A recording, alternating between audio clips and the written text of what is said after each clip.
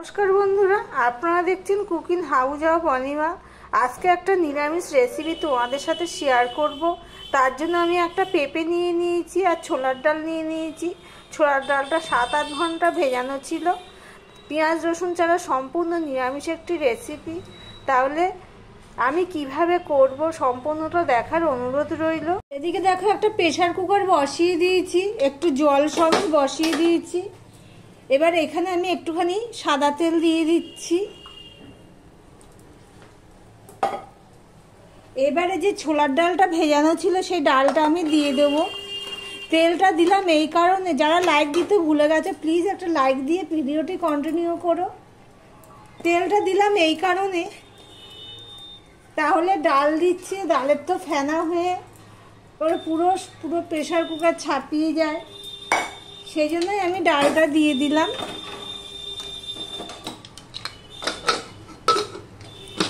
এবার আমি এটা সিদ্ধ করে নেব। এদিকে দেখো, প্রেসার কুকারের ডালটা 3টে সিটি দিয়ে দিয়েছি, সিদ্ধ হয়ে গেছে পুরো। এদিকে কড়াই বসিয়ে দিয়েছি। কড়াইটা গরম হলে আমি এখানে সর্ষের তেল দিয়ে দিলাম। তোমরা চাইলে সাদা তেলও দিতে পারো।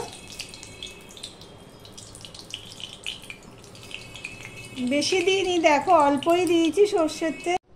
তেলটা হয়ে গেলে আমি এখানে একটা শুকনো লঙ্কা ফোড়নে দিয়ে দিলাম, আর দিয়ে দিলাম একটা তেজপাতা ফোড়নে।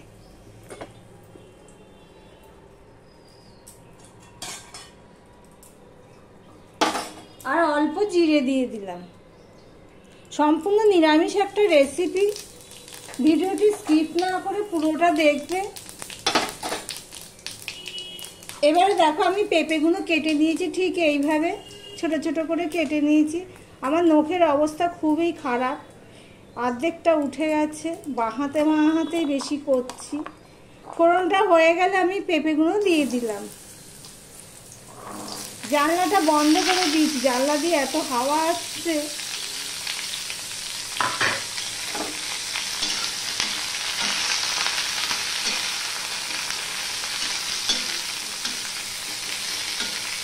তেলের সাথে সম্পূর্ণ ফোড়নটা আমি মিশিয়ে নিলাম।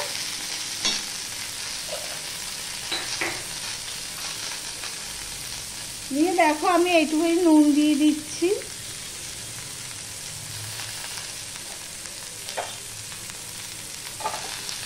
আর একটুখানি হলুদ দিয়ে দিলাম। এই নুন হলুদটা দিয়ে আমি একটুখানি কষিয়ে নেব। দেখো, নুন হলুদ দিয়ে পেঁপেটা আমার কষানো হয়ে গেছে। এবার এর মধ্যে আমি দেখো 4-5টা কাঁচা লঙ্কা চিড়ে রেখেছি, আর একটুখানি আধ ঘন্টা মতন টমেটো কেটে রেখেছি, সেটা দিয়ে দিলাম। আর তার মধ্যে দিয়ে দিলাম এই 1 চামচের মতন আদা আমি দিয়ে দিচ্ছি।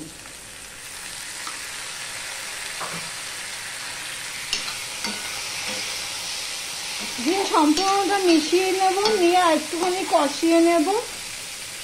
ঢাকা দিয়ে দিচ্ছি যাতে পেঁপেটা সিদ্ধ হয়ে যায়। আদার কাঁচা গন্ধ চলে গেছে, আর টমেটোটাও দেখো নরম হয়ে গেছে। এবারে আমি এর মধ্যে কিছু মশলা অ্যাড করব। আমার ভিডিওটি যদি ভালো লেগে থাকে তাহলে লাইক কমেন্ট শেয়ার করে দিও। আর যারা ভিডিওটি দেখছো সাবস্ক্রাইব করবে, তাদেরকে বলবো চ্যানেলটি সাবস্ক্রাইব করে পাশে থাকতে। আমি যেহেতু জিরে ফোড়ন দিয়েছি তাই জিরের পরিমাণটা অল্পই দিলাম, 1/2 চামচেরও কম দিলাম। ধনের পরিমাণটা 1 চামচ দিলাম। একটুখানি হলুদ দিলাম, হলুদ দিয়েছি আগে। লঙ্কার গুঁড়োটা আমি খুব একটা দেব না, সামান্য একটু লঙ্কার গুঁড়ো দিলাম, দিলেও হয় না দিলেও হয়। একটুখানি জল দিয়ে দিলাম, দিয়ে আমি মশলাটা কষিয়ে নেব।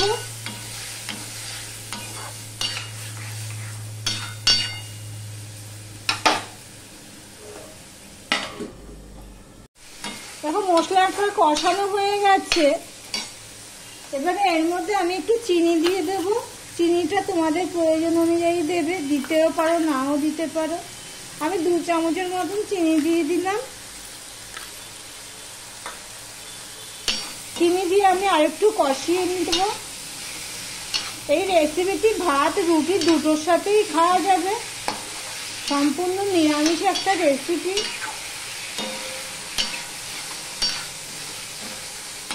চিনিটা দিয়ে আমি একটুখানি কষিয়ে নিলাম। নিয়ে দেখো এখানে যে ডালটা আমি সিদ্ধ করে রেখেছি বাটিতে ঢেলে নিয়েছি, সেটা আমি এখন এখানে দিয়ে দিলাম।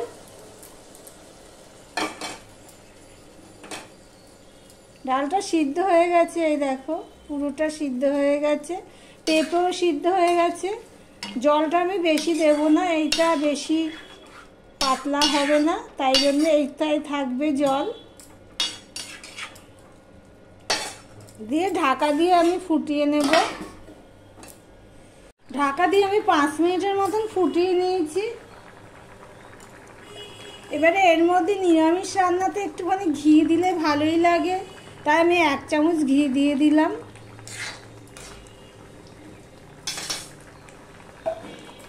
আর অল্প একটুখানি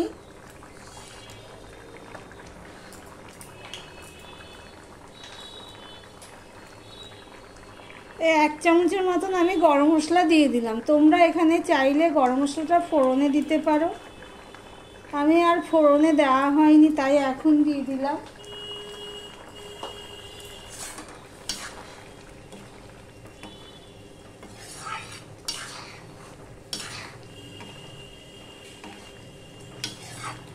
দেখো কেমন হয়েছে।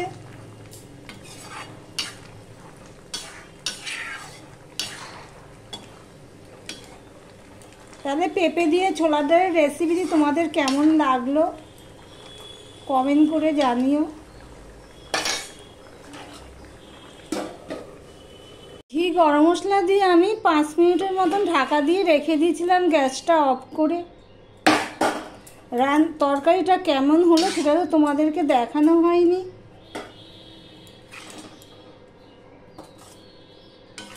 হাতা দিয়ে একটুখানি ঘেটে দিলে একটুখানি ঘনত্বটা হয়। আর মটর ডাল যদি এর সাথে মিশিয়ে দাও তাহলেও একটু মটর ডালটা গলে যায়, ছোলার ডালটা গলে না, তোমরা জানো। দেখো ঠিক এরকম হয়েছে। এটা ভাত রুটি দুটোর সাথেই খাওয়া যাবে। ভিডিওটি আজকের মতো এখানেই শেষ করলাম, আবার অন্য কোনো রেসিপি নিয়ে চলে আসবো। আজকের মতন টাটা।